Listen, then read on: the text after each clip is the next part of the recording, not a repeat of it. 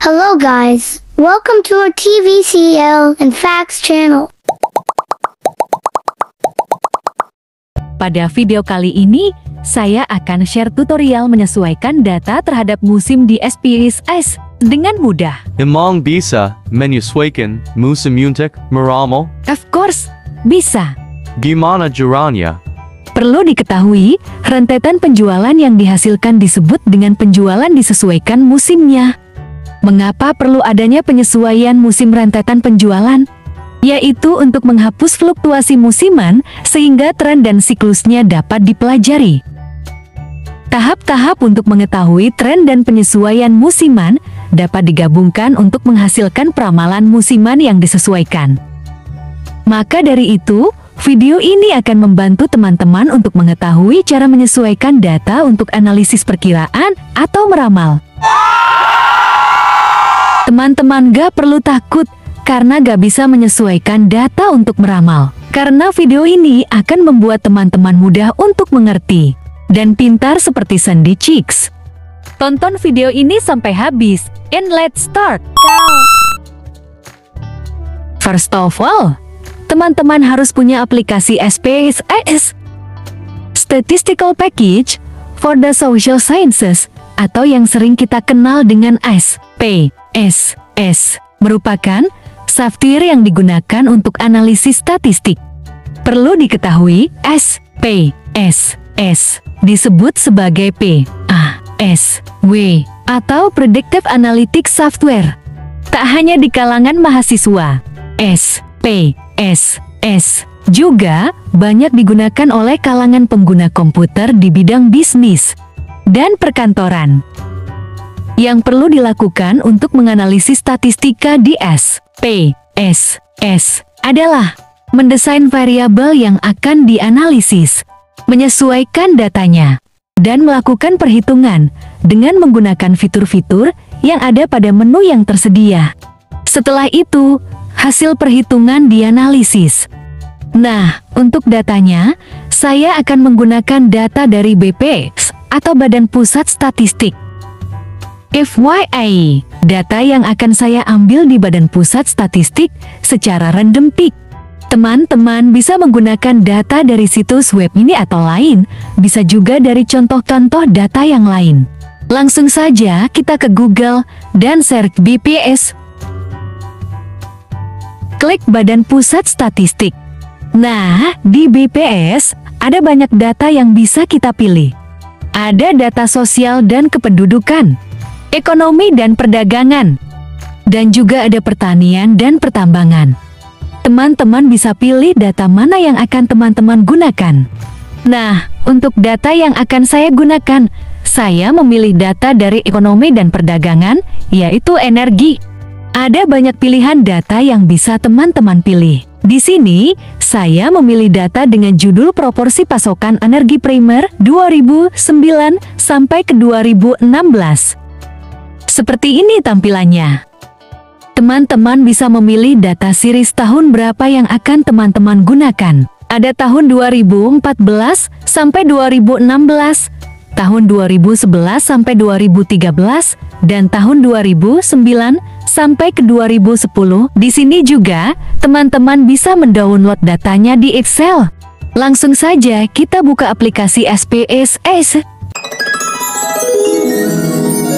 Langkah pertama, klik variabel view.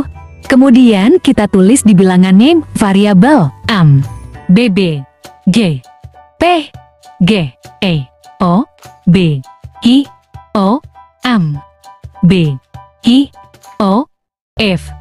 Kita masuk ke label, yang mana label yang dimaksud ini yaitu jenis energi yang ada di data. Di sini, variabel M merupakan label dari minyak.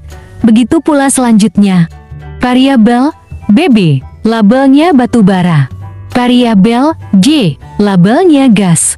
Variabel B, labelnya P, L, T, A. Variabel J, E, O, labelnya geothermal. Variabel B, I, O, M, labelnya biomasa.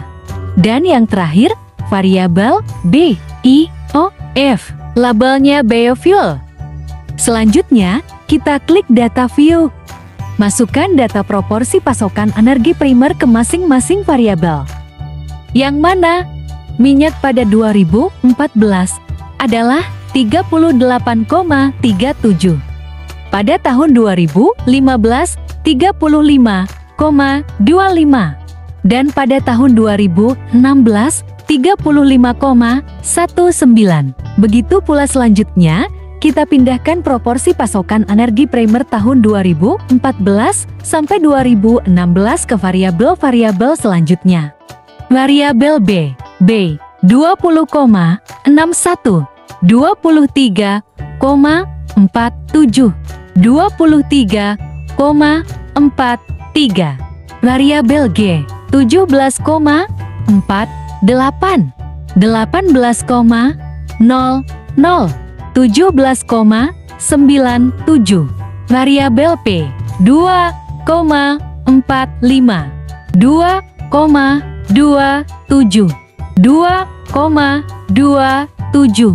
Variabel G, 1,04, 1,05, 1,05. Variabel B, IOM, 19,96, 19,93, 20,06. Variabel B, IOF, 08, 04, 04. Selanjutnya, karena kita ingin memprediksikan untuk tahun ke depan yang akan berjalan, jadi kita harus mengatur tabel sebagai pengamatan untuk tahun ke depannya. Klik data. Selanjutnya, klik Define Data and Time. Lalu pilih kasus. Pada kasus ini, saya akan memilih kasus Years. Klik Years untuk memprediksikan tahun ke depannya. Ganti tahun yang ingin kita prediksi. Pada saat ini, saya akan memprediksikan tahun 2014 ke depannya. Setelah itu klik OK. Next. Langkah kedua.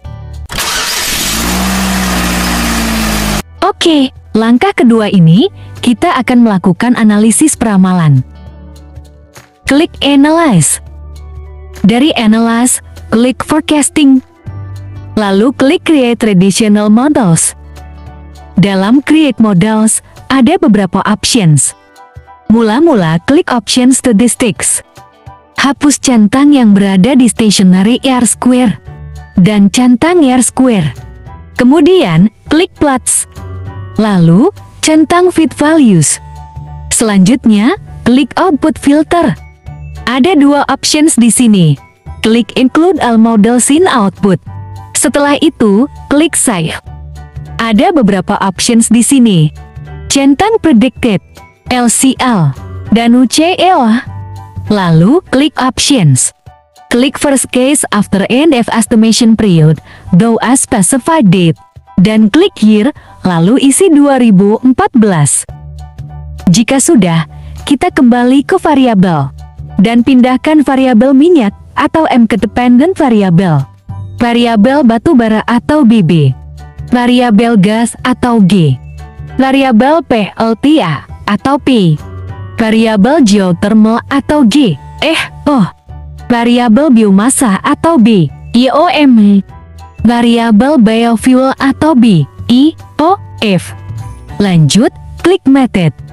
Ada beberapa options di sini. Kita klik Exponential Smoothing. Dan oke. Ini adalah hasilnya. Ada model description, model fit, dan model statistics. Jika teman-teman ingin save hasilnya, klik File. Lalu, klik Save. Selanjutnya, teman-teman bisa mengganti nama filenya.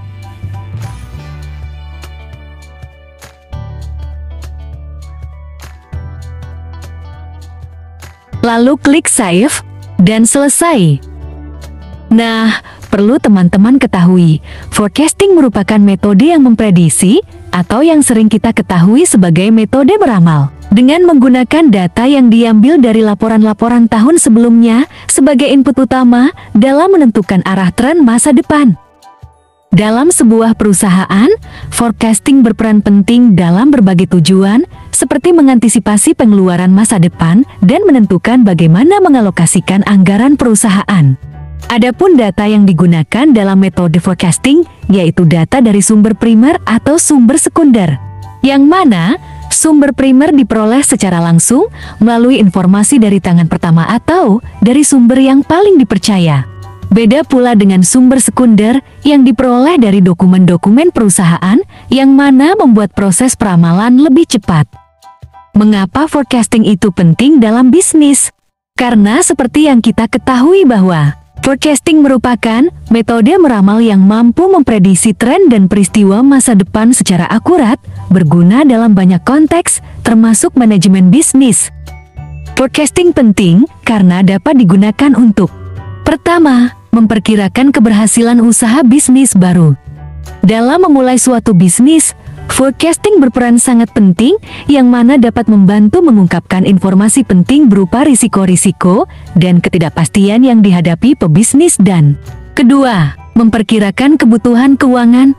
Salah satu kegunaan forecasting yang paling penting yaitu memperkirakan kebutuhan keuangan masa depan perusahaan, yang mana dapat membantu perusahaan untuk menentukan keuangannya dengan memperkirakan penjualan, berapa modal yang dibutuhkan untuk pengembangan produk, biaya ekspansi, serta perkiraan biaya lainnya yang digunakan untuk memperkirakan biaya masa depan. Ketiga, memastikan konsistensi operasional perusahaan. Forecasting yang tepat dapat mengungkapkan informasi penting mengenai pendapatan dan pengeluaran di masa depan, yang mana dengan memiliki perkiraan dana yang masuk dan keluar dari organisasi selama periode waktu tertentu, manajemen perusahaan dapat membuat rencana yang lebih efisien dan akurat untuk masa depan. Keempat, membantu manajer membuat keputusan yang tepat. Pada dasarnya, sebagian besar keputusan manajemen dibuat dengan mengandalkan forecasting yang akurat, yang mana sebagian besar bisnis menghadapi beberapa potensi ketidakpastian, seperti kenaikan dan penurunan musiman dalam penjualan, perubahan personal, dan perubahan harga bahan baku. Forecasting menjadi peran utama dalam menyediakan manajer dengan informasi yang mereka butuhkan untuk membuat keputusan tentang masa depan perusahaan. Kelima, meningkatkan peluang keberhasilan usaha bisnis. Sebagian besar keberhasilan bisnis seringkali bergantung pada margin yang bagus dan alokasi dana yang tepat. Forecasting dapat memprediksi metrik penting seperti jumlah bahan baku yang dibutuhkan, anggaran yang tepat untuk setiap departemen perusahaan, dan jumlah penjualan di masa mendatang. Angka-angka ini membantu manajemen mengalokasikan dana dan sumber daya dan memprioritaskan satu produk atau layanan di atas yang lain tergantung pada jenis perusahaan dan data yang diperkirakan. Kedelapan, membantu organisasi meningkat. Forecasting memberikan informasi kepada manajer yang dapat mereka gunakan untuk menemukan kelemahan dalam proses organisasi. Dengan menemukan kekurangan potensial sebelumnya, manajer perusahaan memiliki alat yang tepat untuk memperbaiki kelemahan apapun sebelum mempengaruhi laba.